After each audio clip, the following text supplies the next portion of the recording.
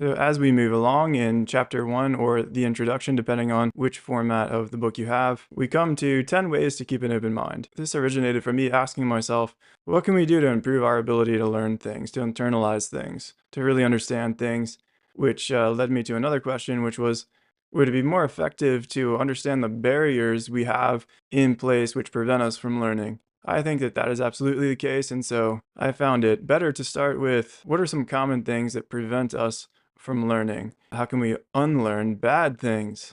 Attachment is related to the first 4 things we should consider when trying to keep an open mind. Be aware of feelings of attachment when holding on to a belief.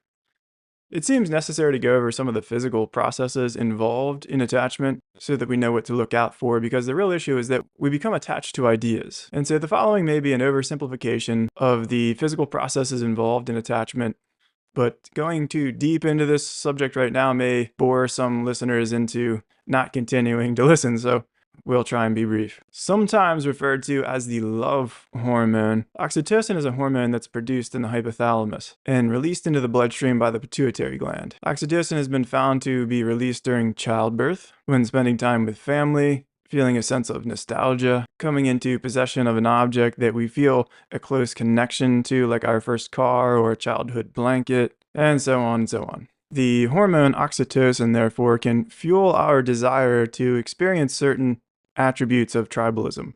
This means that our endocrine system is sometimes working to create an emotional environment that is not the best state for learning, or more specifically, not the best state for changing our minds. It's not that the human body has an error. The body simply requires training in some areas. And so, do not become attached to ideas. Ideas are just ideas. Let them come and go. And when you start to feel really certain about some ideas, be careful.